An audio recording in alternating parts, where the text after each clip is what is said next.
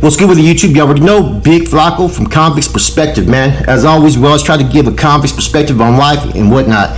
And I have a special guest on tonight, once again, man, the homie Big Phantom. How you doing, brother? Man, I'm blessed, man. I'm good. How about yourself? Man, I'm blessed, man. I got to go out there to Fresno and, check out the, a little bit of the scenery, a little bit of the culture, man. And, man, it was cool out here, man. It was cool. I enjoyed it, brother. Man. You know what I mean? Yeah, that's right. I was posted on Fulton on Sunday. Got to watch all the lowrider shows, all the old school stuff. Checked out a couple of the taquerias out here, man. Yeah. You got some beautiful women out here too, as well, man. It's a cool spot, bro. Yeah. Anyways, Yeah. I can't look no more. I'm a married man, though. I'm married. I'm married too, brother. I'm married too. I mean, I'm just giving their respects. You know what I mean? Yeah. Oh yeah. There is. I give them that. There's a lot of nice women out there, right? Yeah. But most for marriage, we always This call and your telephone number will be monitored and recorded. there's only one beautiful woman for me, That's right. But yeah, I'm glad you made it out there, you know what I mean? And got to kick it, see the town. It's nice out there. Shit has changed, a lot has changed since I've been out. I've been out there since '98. Yeah. It's well, we're gonna talk about that right now, bro. What led you to all that, man? The culture's still out there. As far as it still maintains a lot of its culture. The youngsters are starting to have that. The youngsters are just like the youngsters everywhere else nowadays, though. You know what I mean? But the OG DLs, they're still out there a little bit. The culture's still there, man. So I kind of appreciate the things I got to see and experience out here. You know what I mean? That's what's up. You got the tour for the right person. Yeah. That's one of my day ones right there. Yeah, hey man, he took care of me, brother. I'll tell you that right now. That's right. Yeah. You gotta come. You can take care of each other out there with like that. I think that's a good thing. I'm glad that happened. Yeah. Okay, I'm gonna start this off then. Okay, I got this. The first question I'm gonna go in now. People know about a little bit about your prison history and whatnot and all those, right? I want to talk a little bit about what got you there. So I'm gonna ask this first question. How old were you when you first got involved in gangs? Well, I grew up on the it's downtown area, but it's still considered the east side. When I grew up, the homeboys I rolled with, their dads were already locked up. And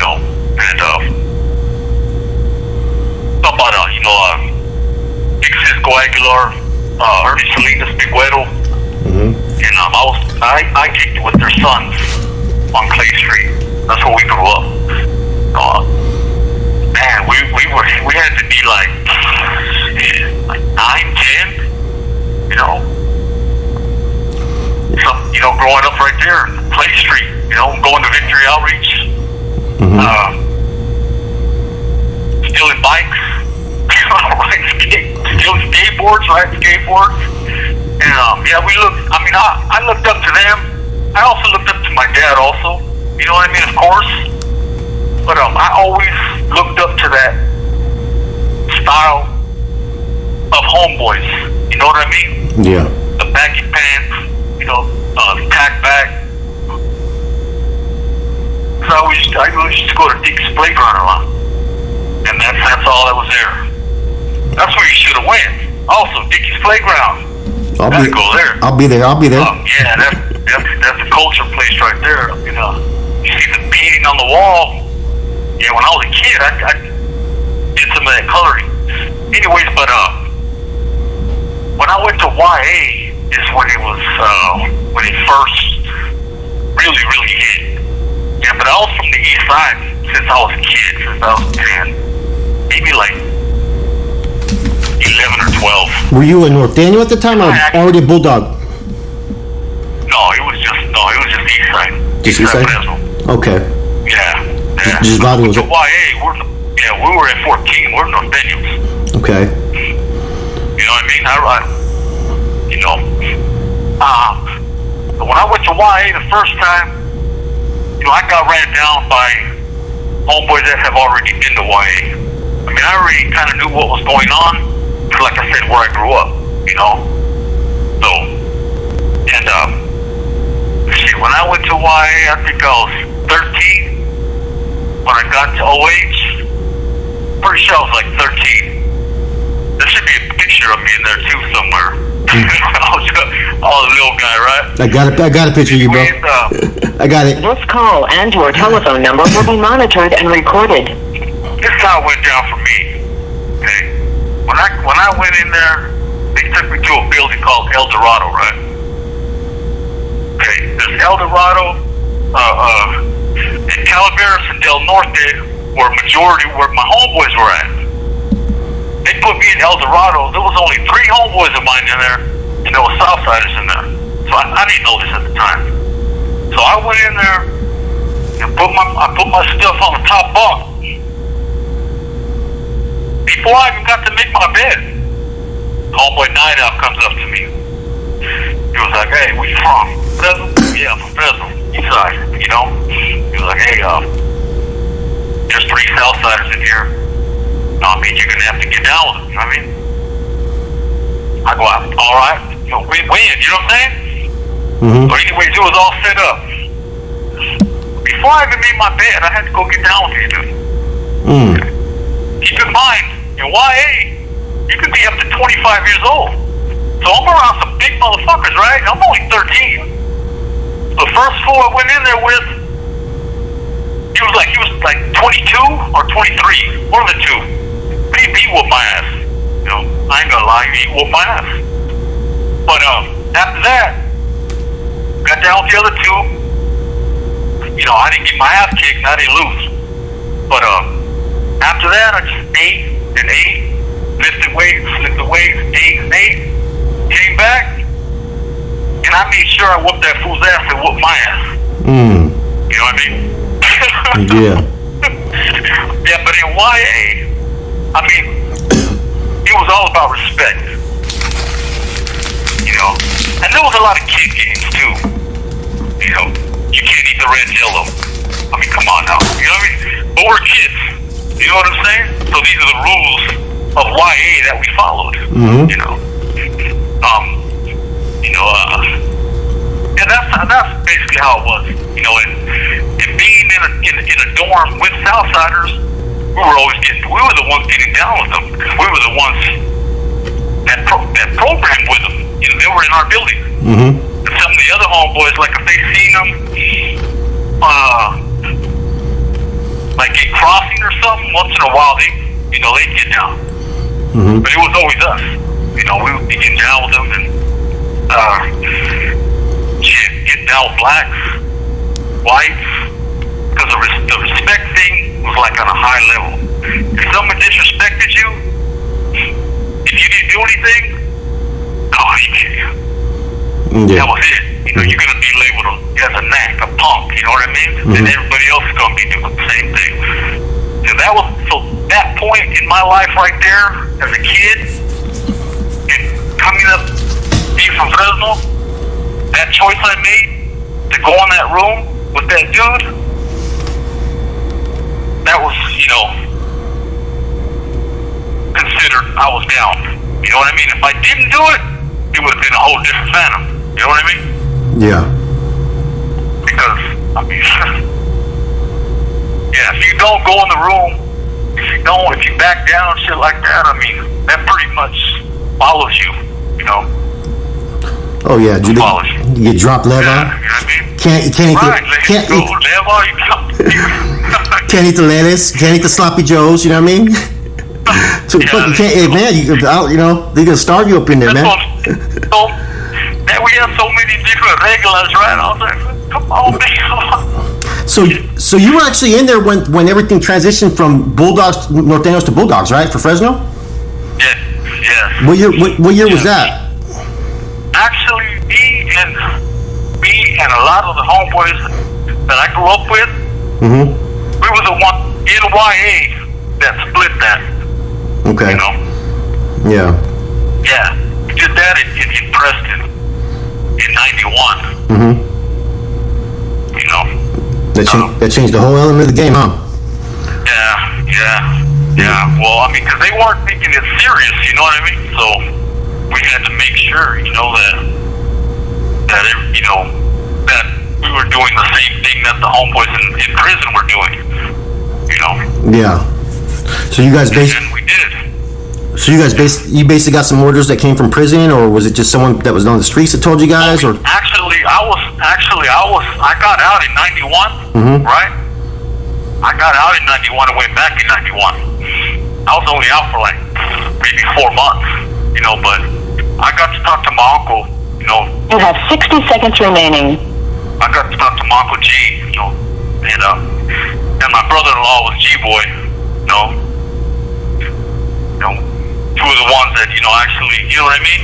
Actually started it. So, yeah, I got the rundown from all them. I gotta call you back.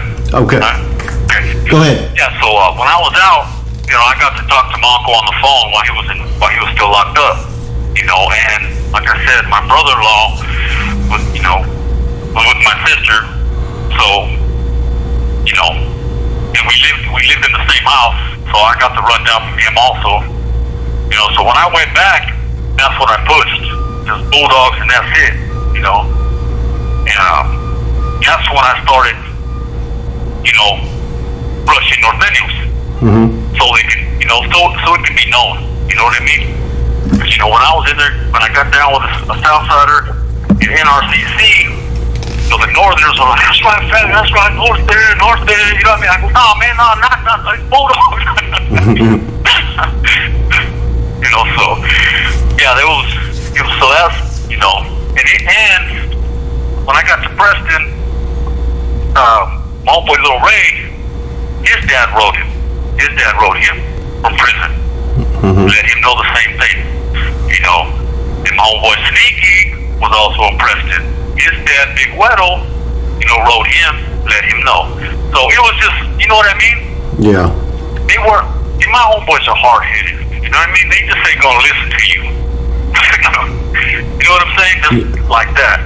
Yeah. You know, it's gotta be, you know, yeah. So they were hearing it from their cousins and their uncles, and, you know, and then it just, you know, started to happen, you know. That's why I said everybody took part in it, you know. These homegirls and homeboys, you know. It just took everybody, you know. It just caught fire. Right. Yeah. Because I know I was running. I was kicking back with a bulldog back in, like, let me see, we just got out the joint. He was older, like I was a kid, man, and the homeboys, and this was like '92. He just got the joint. He was older. He was cool though. You know what I'm saying?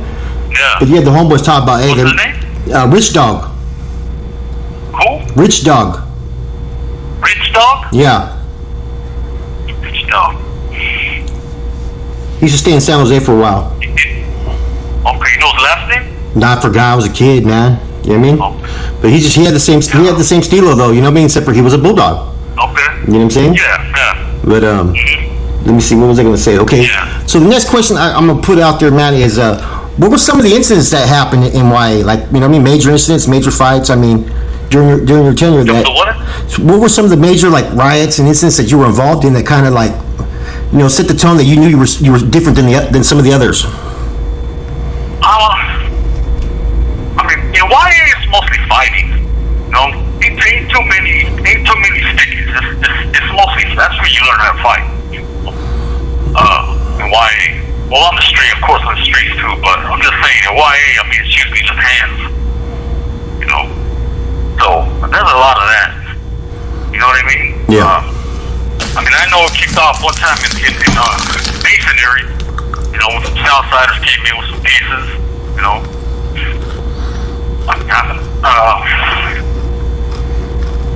He came in with a piece.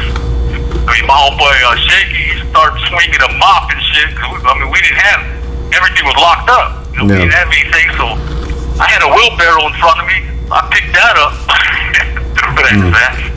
You know what I mean? And he went over there and helped the homeboy from East Paliatos, you know, from getting booked. You know? Yeah, man. That incident was with knives, but in YA, I mean, yeah, there wasn't too many of that. It was all about, majority of the time it was all about hands, you know? Well, I know you fought Snoop. I mean, but you never really said what the fight with Snoop was about. Who? Snoop. Oh, Snoopy? What was that fight about? I mean, I heard you talk about it in one of your videos. Oh man, he's like. Was this ego? Was this two egos or something like that? No, it wasn't about ego. It was just about disrespect. Okay. You know, this was when, like I said, this was during the split, right? Yeah. So he was getting word from his dad. You know what I mean? About Bulldogs. You know what I'm saying? Yeah. So, yeah, he started disrespecting right off the tier, right out loud and shit. You know what I mean? Yeah. So, yeah. So when I had that opportunity, yeah, I whooped his ass. He can say whatever he wants because he knows I whooped his ass. And like I said, I don't go back and forth. I'm not the type of person that's gonna wolf on somebody. Yeah. I'm not gonna do that. Yeah, no, I wasn't bringing it up to like stir that pot or anything like that. No, I know. I wanted to know. But it was about disrespect, right? But that sounds like. We were just kids. Yeah. And he knows we were just kids. You know what I'm saying? We were kids. So he should see it that way also. Hey, we were kids. Shit happened. You know what I'm saying? Yeah. And we did what we were supposed to do. Most definitely. That's it. So, thinking back of everything that happened in YA, right? All the gangbanging, the dip, going at it with Sudanos, Norteños, and whatnot, blacks, whites, whoever wanted, they can get it, right? What would you tell a young Phantom today?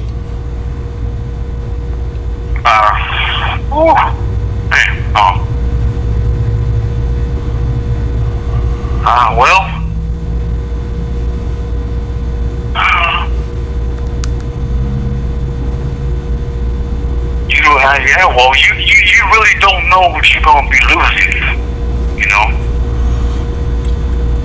to be missing out on. This call and your telephone number will be monitored and recorded. When I was a kid, they took us on these little tours, trying to scare us, into being good, Mm-hmm. And I wasn't impressed. All that did was made me like, it didn't scare me. I don't think it scared any of us. So that don't work. What message I would like to tell kids is, you don't actually get told what you're gonna miss. Because I never thought I'd get life. Not life. I mean, back and forth because I wanted to come to prison and I wanted to come to YA. You know what I mean? I wanted to get big. I wanted to get swole. You know what I mean? I looked up to the homies. I did. I looked up to them. I liked their lifestyle. I got caught up in it. But at the end,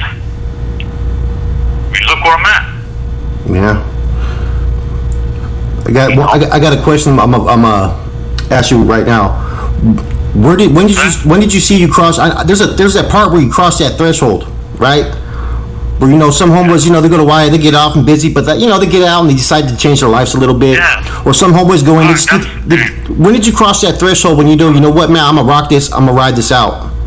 When do you feel you crossed that threshold, like where it was at a point of no return of where you knew where you were going? When I caught this gig. Okay. Yeah. Yeah. When I caught this case, they gave me 2 life sentences. You know what I mean? I didn't even hurt. I didn't hurt. I take that back. I may have mentally hurt them or something. You know what I'm saying? But I didn't physically hurt them. Yeah. Well, that was during. Basically, it was just a strong arm robbery, and I got 2 life sentences for it. I know that. Yeah. They. You know what? Because that case. What year was that case happen? What, about 94? No, 98. Okay, between This call and your telephone number will be monitored and recorded. Between 94 and 2000, they were setting the standards on any type of robberies, bro. They were making examples out of everybody, bro. Because, to be honest with you, there's people back in the 70s that were catching murder cases that were out in like 8 years. Yeah. Watch your butt. I mean, these 2 people that kidnapped that little baby, right? Mm-hmm. I mean, I think they took took like 2 years or three, something like that. But I don't know they didn't get no life sentence. Yeah. You know, that's worse. That's worse than what I did. Shit.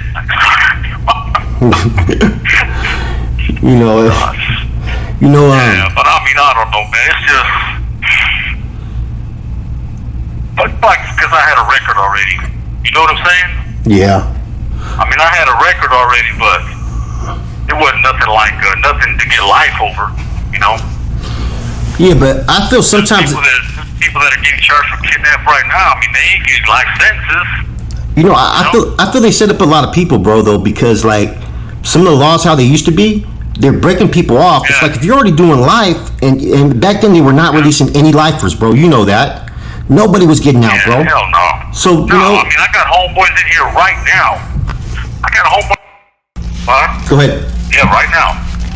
He's been locked. My homeboy right here on the main line right here. He's been locked up for like 45 years on a life sentence. Man. You know? Yeah. 45 years. Homeboy Chief up there. First one on death row, 1978. Still here. Man. And the reason why I say that is because I know a lot of people that decided once they were behind the walls, they're doing life for a third strike, some bullshit case, and they're like fucking, they end up catching a murder, and now people are getting out. It's like it's kind of like a fucked up situation, man. Yeah. You know? It is. But me basically, I already, once I hit that, like you said, that turning that point,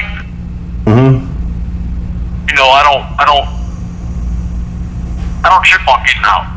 Yeah. I'm done trying to, I go home, I'm good. I'm good on that false hope. You know what I mean? So because when you have that, man, it's just another thing to deal with in your mind, Yeah. So it's all about, for like those that go to the extreme, right? It's like when they take away everything you have, they give you a life sentence. All you have is your respect. I don't think people realize that, man. Like the correctional officers and so forth and other inmates, they got to realize that, some people are getting released. Some people get to go home after work. You know what I mean? Like, right. Some of us got to live here. Yeah. You know what I mean? And so, definitely. Okay, do you think that has a lot to do with the couple of the cases that you caught, just the disrespect and how you just felt as a man you had to react? Well, say that again? I said some of the cases that you caught, right? You know what I'm saying? Like, I don't know what's true or what's not, but the alleged, the guard that got stabbed, and then the one that you're in there for now, right? All those issues were based about them disrespecting you, right? Right. So, like, first, like the person that where you caught the case upon, right? Do you feel administration may have been playing a game, even putting them in your cell at that time?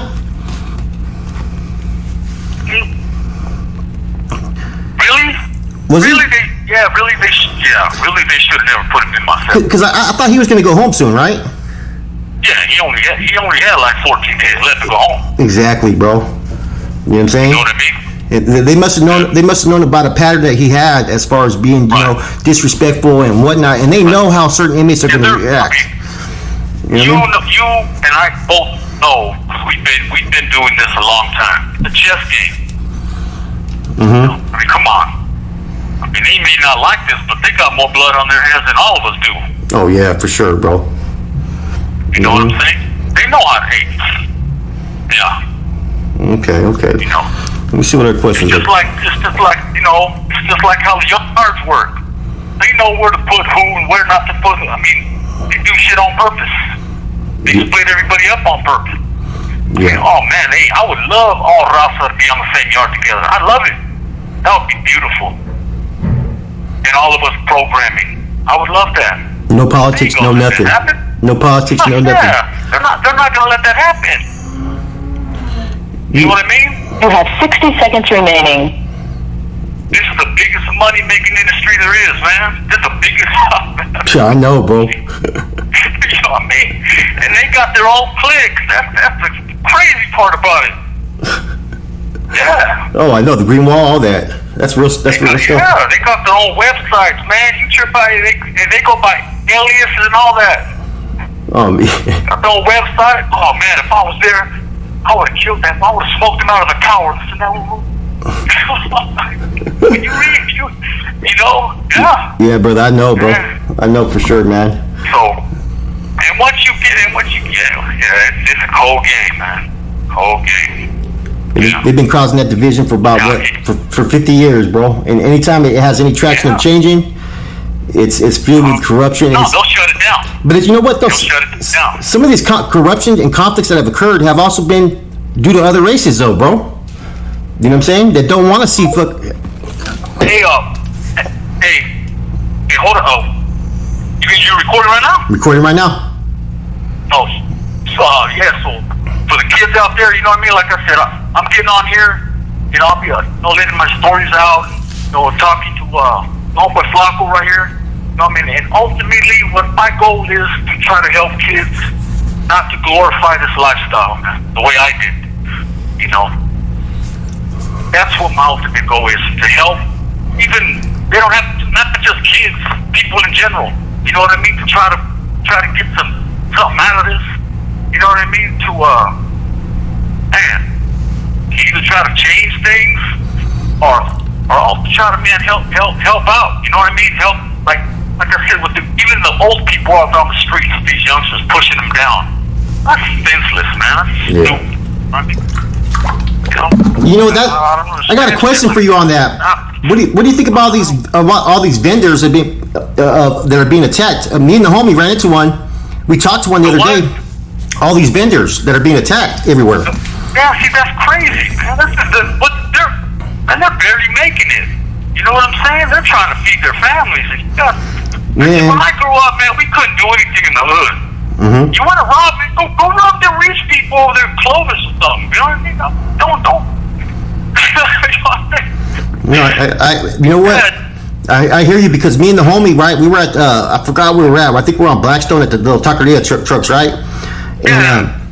And this call and your telephone number will be monitored and recorded. We're chopping up with this Baisa, you know, in Spanish, right?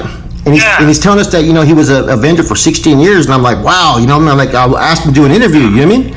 And he was telling us about how he's been jumped, he's been fucking taxed, he's been beat up, they stole his stuff, and he was an old, short, little wrinkly man, like in his 80s. You know what I'm saying? I couldn't get the interview because he was at work, still working. But man, he was telling us some stories, man, about being victimized. Yeah, see, those would be nice stories to hear. You know what I mean? Yeah. Because I mean, those are hard workers right there. You know what I mean? They ain't got money like most people. You know what I mean? Yeah. And you know, to have a youngster come and just, man, that's crazy. I would have whooped that fool's ass if I got a hold of him. I tell you, man. I'm 100% on top of that. What you think? What do you think? Like, okay, everywhere it's starting to get like that, where the youth are a little bit more chaotic. You know what I mean? A little bit more aggressive. I know they say that, you know, every generation says that, and all the old timers say this, but I don't remember a time when we were really victimizing just like hardworking, you know, working class individuals. I mean, I know sometimes we go get a bicycle that was selling dope, and lay him down real quick. You know what I mean? If I did that, I mean, I remember one night, man. One night I needed some money. I mean, so me and the homeboy, we took off cruising, and I seen this bicycle with a gang of jewelry on. You know he got money. I mean, he's flashing all that shit. Yeah. That's the only time I'll do something like that in the hood. Yeah, you know exactly. I mean? The ones that are balling or trying to get at young girls and stuff like that. You know what I mean? Got gang of gold necklaces on it. Got rings on every finger. You know he's got money in his boot. Yeah. Take them boots off, man. Yeah. Yeah, but other than that, we don't rob like our Lewis Market, McKenzie Market. You know those hood stores and all that. Those hood stores help you. You know, when you need bread or when you need milk, and they give it to you, or you pay me later. You know. Most definitely. Yeah, they do that type of stuff. You know what I'm saying? Yeah. They cash your check, you know, so, yeah, that's how I feel about that. Yeah. I've been, you know, I have the same perspective views on it, man. Like, don't go after the hardworking people that are barely making it, man. Right. You know, I mean, I get it. Sometimes people got to do what they got to do, and I'm not going to condone or encourage that, of course. But, you know, There's No, enough. that's what I'm saying. I don't condone it either. I mean, but see, nowadays it's easier to get a job. Back when I got out, if you had a tattoo, you came out of prison. Period. That's or true. Or you were in the Army. You know what I'm saying? You know what the biggest problem is nowadays? If you had a felony, you wouldn't get no job. You know what I mean? You know what the biggest... Nowadays, Go they ahead. pay. Yeah. They pay companies to hire felons now. Man. Yeah. That's a good thing. But they didn't have stuff like that when I was out. Nowadays, the biggest problem is someone if they can afford a $5 or $6 Starbucks every day. That's the biggest problem. Starbucks. That's the biggest problem.